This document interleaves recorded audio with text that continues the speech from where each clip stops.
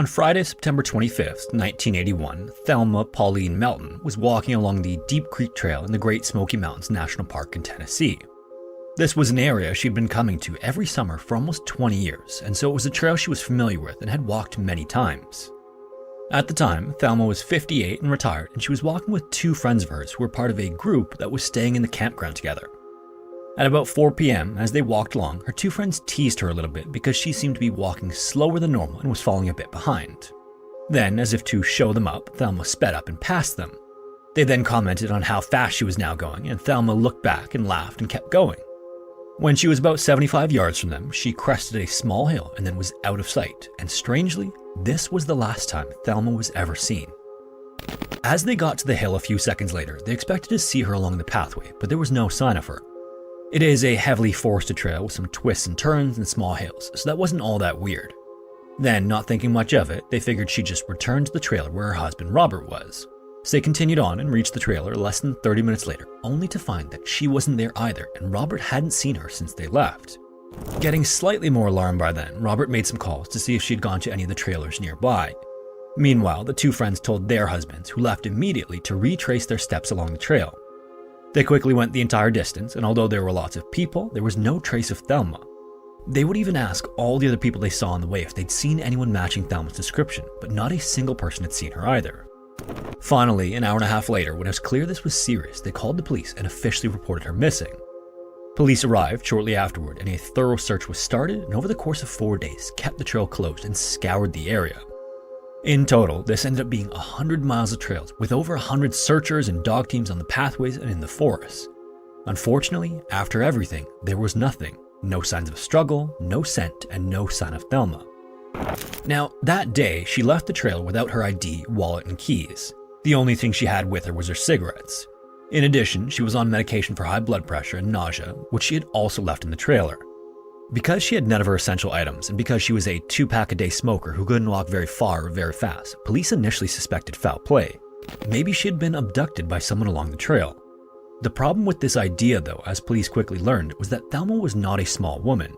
She was 5'10", 180 pounds. She wouldn't have been an easy target, especially not in such a short period of time on a trail with a bunch of other people. She almost certainly would have yelled or something had she been attacked. So after realizing this, police began to explore the possibility that maybe Thelma had chosen to disappear. In this part of the investigation, there were some interesting findings, but unfortunately they only added to the mystery. The first thing was that Thelma had prepared a sauce for dinner earlier that day that she intended to have with Robert later. This seems to indicate that she expected to be back. The next weird thing is that in the 4 years prior to her disappearance, Thelma volunteered to hand out food to the elderly during the week. And she did this every day without missing a day for as long as Robert could remember. Except on the day she disappeared, for some unknown reason, she decided not to go in. In addition to that, in those 4 years, she had never once used the phone there. On the day before she disappeared, she had used the phone and made a call to someone unknown, and what they talked about is also unknown. The only other piece of information about her case that seems notable is that her pastor, who she confided in, said that Thelma had been struggling with the loss of her mother earlier that year. He would also claim that he believed she was having an affair. Now, to be clear, this has never been substantiated, and there is no evidence to support this, but either way, it's led to speculation. People have suggested that Thelma may have been unhappy with her life, married to a man who was 20 years older than her. Because of the age difference, her husband Robert was far less mobile and active than she was. So operating on this theory, it's been suggested that the call was to this partner to plan her escape the following day. At the same time, this seems far-fetched, and the moments leading up to her disappearance seem far too organic. This would mean that Thelma had to act completely normal, then decide to go on that hike at exactly the right time, then speed up at exactly the right time, and have someone waiting to pick her up. You'd think there would be some sort of nervousness or apprehension detected by either her friends or her husband that day. So that leaves us with 3 possibilities. The first is that she was truly lost in the woods. This trail is on the edge of the mountains, filled with dense forests and creeks and rivers. The second is that she was maybe abducted in broad daylight on a trail with lots of other people. And the third is that she chose to disappear, and it was carefully planned to make it seem as though she was lost. To this day, there is no trace of Thelma. Captain Penny Osmond was a guard commander in the medevac helicopter unit of the National Guard. She liked a challenge, and one of the biggest challenges she knew of was the Mount Marathon race in Seward near Anchorage, Alaska. The race is only about 3 miles long, but the first mile and a half or so is spent ascending the 3,000-foot peak of the mountain. The rest is treacherous scrambling back down the steep cliffs you just came up. It's one of the toughest races in the world, and it's open to anyone. According to legend, the race began when two miners argued about whether getting up and down the mountain in less than an hour was possible. The two decided that the only way to settle the bet was to run the route, with the loser promising to pay for drinks of anyone who came to watch. Then, to make that round of drinks as big as possible, they decided to run on the 4th of July, drawing a large Independence Day crowd. The miner who believed it to be possible would miss the 1-hour target by 2 minutes and ultimately lost the bet, but he turned out to be correct anyway. Since the race's official start in 1915, quite a few people have managed it in less than an hour, and today the course record is 41 minutes and 26 seconds. In 2012, Penny thought she could get into the top third of competitors and took the run seriously. Before the race, she walked the route, ensuring she knew where all the dangerous spots were, when to be careful, and when to go for it. This was important. Although the path was worn, the route isn't marked, and a wrong turn can be dangerous, even deadly. On the day of the race, the weather wasn't great, and a constant drizzle of rain made the rocky terrain slippery, and parts of the mountain were covered in fog. Even so, Penny made good time up the hill and started the long scramble down until she reached a steep rock face. This was one of the most challenging parts of the course, and crowds would gather at the bottom to watch the runners carefully make their way down. There were also 2 routes down from there. Peggy was sure that the left side as you come down was more manageable, but then almost as soon as she started to make her way down, she lost her footing and began to slip down the cliff face. She managed to steady herself for a moment by leaning back on the rock and trying to push herself back up with her hands, but every time she tried, she slid a little more, slipping from one rock formation to another. Eventually, she saw tree roots sticking out the side of the cliff and thought she could jump toward them to stop her fall. So she launched herself at them, reaching out to grab them, but unfortunately didn't even graze them with her fingertips. Then she fell 15 feet toward the ground, back first.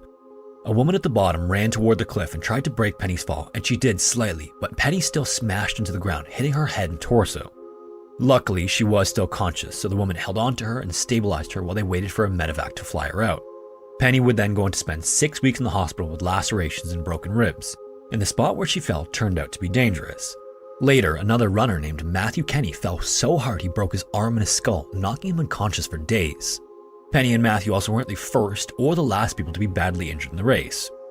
There were reports of people breaking limbs, lacerated in their organs after getting impaled on trees, and even narrowly escaping from bears. But all of them fully recovered, and some even went on to compete again. The one man who didn't, or at least we don't think he did, was Michael Lemaitre. Unlike Penny, Michael wasn't anywhere close to contention for a winner's spot in 2012. When he was younger, he was a keen runner, nearly going to Syracuse University on a track running scholarship. By then, though, he was a 66-year-old businessman, and despite still being fit, he wasn't the fastest of runners. But he was the sort of man who liked challenge and doing things that seemed different, even crazy to his family, especially if it looked like fun. And even though he'd been told to at least walk the route before the day of the event, he never did, and so the day of the race was his first time going up the mountain. Either way, he set off filled with confidence at 3 p.m., but by 5 p.m., long after the fastest runners had finished, he still hadn't even reached the halfway point at the summit, and he was struggling. The last time anyone saw him, he was 200 feet from the top of the mountain. Then, just before 6 p.m., one of the race volunteers had spotted a straggler who wanted to know if he would still be able to finish, even though he was so slow. The volunteer told him that everyone is allowed to run at their own speed and asked for his bib number, and then radioed the volunteers below to say the last runner was about to reach the turnaround point and he should be with them in an hour and a half or so. Meanwhile, Michael's wife Peggy waited at the finish line for her husband. She knew he wouldn't be quick, but she'd still be proud of him for completing the race. First, the top competitors crossed the finish line, then the slower runners came in, sometimes in groups, sometimes one at a time. Then, after a while, she was waiting for so long that the organizers were starting to close the race down and pack up the finish line. But she still wasn't worried. Even though the event seemed to be over, some people were still turning up. Peggy assumed the organizers knew who was still out there and they wouldn't leave completely until Michael was back. But Michael never crossed the finish line. The hour-and-a-half estimate given by the volunteer passed, and then the day drew into night. Peggy then started to ask around to see if anyone had seen Michael. She was also soaked and cold, so she got into her car and began to honk her horn and shout Michael's name, hoping the noise would guide him down. Tragically, it didn't. Michael had vanished. After he was officially reported missing, the Alaska State Troopers and the Fire and Rescue Department began an extensive search of the mountain. Michael's daughters also helped in the search, and one of them even arranged for a specialist cadaver dog to be flown all the way from Oregon to follow the path of the race. But the dog didn't find a single trace of her dad anywhere. One of Michael's friends also paid for a helicopter to fly over the mountain and take both high-resolution and thermal imaging photos. But again, despite hours of thorough combing the mountainside, there was just nothing. By the end of July, the official search was abandoned, but that didn't stop people who lived in Seward from carrying on. One report claims that on the weekend after the official search was called off, dozens of people, possibly hundreds, went up the mountain to search for the missing man. The searchers also hoped that when fall came and the dense foliage thinned out, Michael's body might be easier to spot. But they just never found a trace. So the question is, what happened to Michael? One possibility is that he was mauled by a bear. People have reported seeing bears or even running from bears during the race before. In 2017, there were back-to-back attacks by bears in the area, including an attack on a 16-year-old runner who got lost competing in another race not far from Anchorage. But because they never found Michael, there's no way to know if the same thing happened to him. In all likelihood, he just got lost. Michael didn't have the best eyesight. He suffered from advanced glaucoma that destroyed his peripheral vision and narrowed his eyesight so badly that he once called it a disability. Even for someone with 20/20 vision on a clear day, the mountain marathon race is a tough route to follow. There are even spots on the mountain that hikers have had to be rescued from in sunny weather. On a damp, foggy day like July 4th, 2012, his poor vision could have taken him down the wrong side of the mountain, where he could have just slipped and fallen into a ravine never to be found. But even if he did get lost, as is often the case with disappearances like this, it's still hard to fathom how someone can disappear so completely in such a short period of time. In a race with hundreds of others on a relatively short, frequently traveled path, it seems impossible that there would be no trace of someone after such an intense search with thermal imaging and scent dogs. Either way, Michael's disappearance would change the rules of the race. Now, if you can't make it to the halfway point up the mountain in an hour, you're forced to turn around and go back down again. Runners also have to sign a statement saying they've run the course before, either in a previous year or by going on one of the 2 training runs held in the run-up to the event. The race has also been rerouted, avoiding the dangerous cliffs where Penny and Matthew fell, but still, as of 2023, there is no sign of Michael. When Mildred Young checked her answering machine on Wednesday, April 15th, 1998, she hoped the call she'd missed would be from her daughter Diane. Diane had gone missing a week earlier, and Mildred was worried not only because Diane usually kept in touch, but also because she had a long history of mental illness. At 40 years old, she'd already been committed to mental health facilities 32 times, and her inability to function on her own meant she was constantly getting booked for petty crimes and misdemeanors like shoplifting. Almost 2 decades earlier, Diane was married with 3 kids and was described as being a doting housewife and mother with a perfectly kept house. Unfortunately, over the next few years, Diane began to spiral. 10 years into her marriage, she was diagnosed with manic depression, now known as bipolar disorder. She was given medication to help with her illness, but whenever she felt better, she stopped taking her medication, thinking she didn't need it anymore. That created a vicious cycle that eventually caused her husband to leave her in 1988, taking the kids with him and finally divorcing her in 1991. Afterward, Diane only began to spiral further and began to self-medicate with alcohol instead of taking her prescribed medication. This is when she started getting into more serious trouble. When she did, the state would often take her into care using Florida's Baker Act, which allows someone to be put into a mental health facility if they become a danger to themselves or others. Sadly, it operated the same way Diane's prescriptions did. Whenever she seemed fine, they'd let her go, ending her treatment. Then Diane would begin acting as if she had before until she was picked up again for something new and the cycle would continue. On the day she disappeared, which was Friday, April 10th, she was staying with her sister Deborah. Deborah left to go to a dentist appointment at 10 a.m. and when she returned home, Diane was gone. It was later learned that from her sister's house, she went to a bar in Hudson, Florida.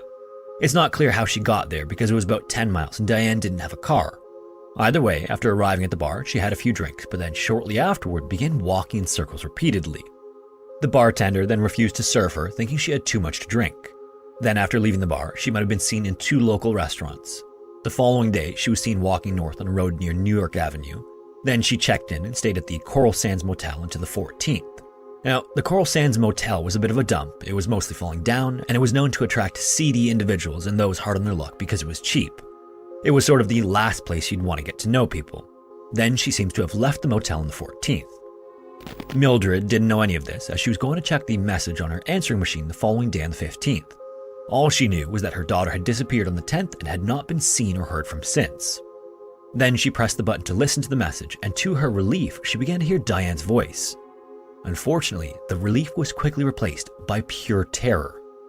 All Diane said was, "Help, let me out," and she sounded tense and was practically shouting into the phone. Then there was the sound of scuffling, as if someone were trying to pry the phone out of Diane's hands. Then another voice could be heard saying, "Hey, gimme that." Then there was a click as the call hung up. Mildred immediately checked the caller ID and it said the call had come from somewhere called Starlight, so she called the number back, but there was no answer. Unfortunately, wherever or whatever Starlight was, it's never been discovered. Some people on forums have suggested that it might have been a strip bar called Starlight or the Starlight Motel, but again, it's never been determined, at least publicly. Obviously, instead of making Mildred feel better, the message made her more scared than ever. She was sure something terrible had happened to her daughter, and everything that's come out since then seems to indicate that to be the case. Diane was possibly seen for the last time on the 15th eating lunch at another hotel in the area. That evening, a woman walking to work in Hudson headed up New York Avenue a few miles from where Diane was supposedly seen eating lunch. As she walked, she saw what looked like a fake finger, like the kind you'd get at a novelty store. It had a nail painted bright red and was just left at the side of the road. The woman then continued walking, but the more she thought about it throughout the day, the more it bothered her, so she asked her boyfriend to go look the following day. Horrifyingly, it wasn't a joke finger, it was real. It was then brought to police, who identified it as Diane's finger. They had her fingerprints on record from the many times she'd been arrested, and it was determined to be her right middle finger. Right away, police knew foul play was most likely, but they had to consider other options. They couldn't be sure if this was done maliciously or if Diane had somehow hurt herself, like closing her finger on a car door. Unfortunately, things only got stranger from there. Later that day, a convenience store owner was tidying up out front of her store and decided to check her outdoor freezer. It had been 3 weeks or so since she'd looked inside, and the local kids sometimes left things in there she had to remove. When she looked inside, she found a bag, and inside the bag were some neatly folded clothes. Incredibly, they looked familiar. She recognized them as Diane's clothes because Diane was a regular at the store. She then called Deborah, and when Deborah arrived, she also recognized the clothes as one she had actually given Diane. However, police were quick to point out that some kids who lived near Diane's house had broken in not long after she'd gone missing. Diane often allowed parties in her house, and quite a lot of her possessions had been stolen, probably by partygoers who knew what was in there. Whoever it was could have dumped the clothes at the store, but strangely, they were neatly folded and left where someone would recognize them. It seems unlikely this would have been done by some random kids. Either way, this was the last clue for the next 2 years. Police spoke to hundreds of people and followed dozens of leads, but nothing went anywhere. The only real suspect they had during this time period was the manager at the Coral Sands Motel, Gary Robert Evers, although police have never said why he was a suspect during this time. He'll become more important in just a second. On November 24, 2000, 2 years after Diane's disappearance, the Tampa Bay Times published a routine update on the case. The following day, Diane's brother's girlfriend, Terry, went into a Circle K to buy something. Inside, she noticed a clear plastic Ziploc bag with makeup, perfume, and toothpaste on the lottery counter. Then she noticed it had the name Diane written on it in black Sharpie. In addition, Diane used that shade of pink lipstick, that black eyeliner, and the perfume in the bag. The toothpaste also matched what was given to Diane in the hospital a few weeks before she went missing. It's hard to know if this was just another coincidence, but if it wasn't a coincidence, that means someone must have been watching Terry long enough to know her habits. Frustratingly, the Circle K had taped over these surveillance tapes by the time the police were notified and came to check the footage. That wasn't unusual because VHS tapes were expensive and stores would routinely tape over the previous day's recordings to save money. So unfortunately, they couldn't get anything from the bag or its contents either, so the trail went cold again. The final clue in the case before it went completely cold came on June 28, 2001, just before midnight. The one suspect, Gary Robert Evers, confronted a man at the Coral Sands Motel. The night before, 2 men in ski masks had burst into the motel's office and attacked the manager of the motel, who was also Gary's girlfriend. Gary ran at them, but then they ran away before he could catch them. The following day, Gary confronted a man who he thought was involved, and when the man refused to say who else was with him, Gary took out his gun and shot him several times. It later turned out that the man had nothing to do with it after all, after the real attackers gave themselves up. Either way, this gave police a chance to question Gary in more detail about his possible involvement in Diane's case, but it didn't lead anywhere. Gary was later convicted of murder in the office, but they couldn't prove any link between Gary and Diane other than the fact that he booked her into a room. So that is where the case is today. What we know is that Diane was going through some serious issues and often found herself mingling with some not so great people. The most troubling part of her disappearance is obviously the finger that was found on the side of the road. This, in combination with the phone call to her mother, seems to indicate that something terrible happened to her. But then equally confusing are the items that were found that belonged to her. Again, they seem too perfectly placed to be a coincidence. Today, Diane is still listed as a missing person, and as of 2024, she would be 64 years old. So, what do you think happened? Each of these cases seems to have an entirely different likely explanation, and yet they are all equally confusing. In any case, if you have a story suggestion that you'd like to see covered or you think would fit the channel, I'd love to hear it, and you could submit it to the form found in the description. Thanks so much for tuning in, and hopefully I will see you in the next one.